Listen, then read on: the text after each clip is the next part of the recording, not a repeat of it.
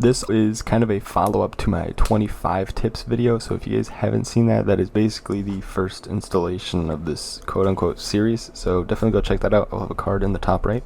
Cancel treatment or drinking water or eating food at the last second to save yourself some time. You are fully regenerated already, but there's going to be the animation that still needs to finish. You can kind of totally skip that if you want to. Leave bots if possible, especially the ones in high areas like the sniper tower on farm. They will give away when other people are around, so it's kind of good to just kind of leave them. You don't get any good rank points for them unless you're a low rank, so just leave the bots, let other people kind of deal with them. You can heal while searching bags or cases. You can also drink or eat. You can't actually loot the items, but you can totally search a chest rig, a bag, anything that you want while you are actually healing up a limb or something like that.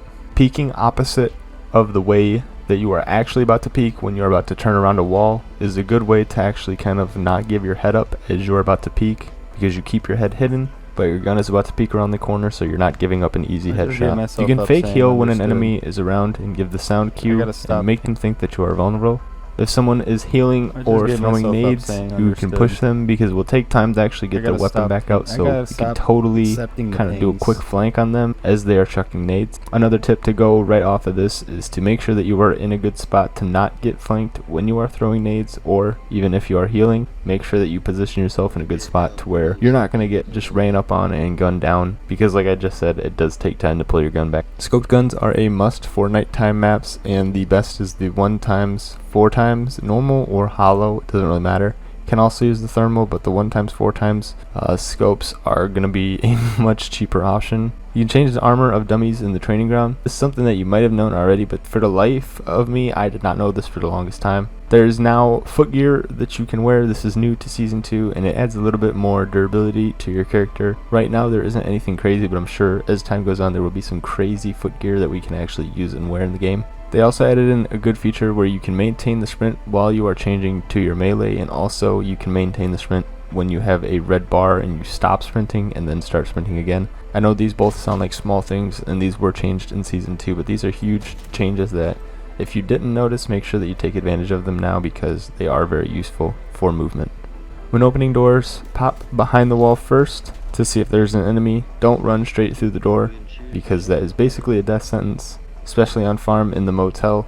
Pop open the doors, run around the back of it, wait to see if there's shots that spray through the door. If so, chuck a nade through there, and then you guys can run through. Look for unique spots to bounce the nades, like off of a bus or something like that, or even through the window at the top of a room. Just look for unique spots to actually throw nades, because there will be certain times where you can't actually throw the nade directly at the person, but if you throw it off of the bus or throw it through the window, you actually will be able to pick them off. There is a nearby chat feature that allows for anybody on the mic to hear anybody on the mic nearby. However, this feature only really works when they have their mic set to all or nearby as well.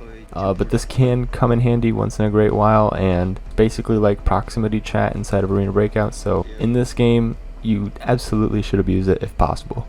In the storm maps, there are sometimes thunderstorms that will cause the headsets to basically malfunction, and there will be no footstep indicators, no shot indicators, and this is a very good time to reposition or take a quick fight without being visually given away on the map, or markers I guess I should say. The first loot that you find in any game should always go into your composite case, and then as the game progresses and you find better and better loot, switch it up depending on the value, but the first good loot that you find in any match should always go into your composite case. Also, another tip speaking on a composite case, if you have a highly valuable item that you are going to take in, for example the thermal on the storm map for farm, put it in your backpack or put it in your composite case before you start the match, and then anytime during the match that you are not using that item, put it into your composite case, because if you die, you won't lose it, but if it's not in the composite case and you die, you're going to be very upset. Also, another tip speaking on the composite cases, there are free composite cases in the ranked reward store, so both these last two tips that I just gave you can be used for free-to-play players as well. On bosses, there is a possibility that they can hold lots of cone or even gold items like a cube or an armory keycard, which some of them do sell for 450k. I found one, made a whole short on it, so you can find very good items on the bosses, so always check. Even Ajax in the farm, he will have some very good items from time to time,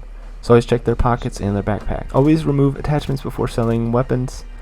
you will make way more profit, and there's actually a brand new feature inside of Season 2 that allows you to do this very, very fast and efficiently. So make sure that you, instead of just selling the gun altogether, take off the attachments one by one. It is a little bit longer, but you will make way more money. Check both work and ordinary clothes. I don't know which is better. One of you guys can let me know in the comments who is an absolute AB nerd. Both of them will have good items, and I've found good things in both of them. That's why I just said I don't know which is better, because both of them have given me amazing things. I found gold mine in the work clothes, and I found keys in a ton of different ordinary clothes, so definitely make sure that you check any clothing that you see in the game. Thermal vision is very useful in the night mode. Is basically a soft hack in the night mode, if you will call it that. You can see enemies from as far as possible. Windows do dim things a little bit, but any enemy will outline instantly, all white. And another tip with the thermals is to kind of just use longer range guns, because you don't want to take close battles with the thermal. Next few tips that I'm going to be giving you are spawn points, and here is the spawns for farm. Also, by the way, these maps are courtesy of Winsanity. I will leave a link to his website down in the description below, because it is one of the best websites that I have seen in a very long time. It covers everything to do with Arena Breakout, and he is spending a ton of time on this website, so I do want to give a huge shout out to him. Here are the spawns for Valley, spawns for Northridge, spawns for Armory, and finally the spawns for port. If you guys do want to pause the video at any point, because I know I probably did just cut through that really fast, go ahead and pause it. But once you learn the spawns, you can push them and then get pretty easy kills off the bat. I love abusing the spawns on the storm point for farm, and once you kind of learn the spawns for each map and you know where you spawn, you can definitely take advantage of where everyone else spawned around you. If you have multiple mags with low ammo and no reserve, take the ammo out and put it all into one mag. It is safer for gunfights. For example, if you have a mag that has 5 rounds, another one that has 3, and another one that has 4, take all of the rounds out of 2 of those mags and then throw the all into the remaining mag.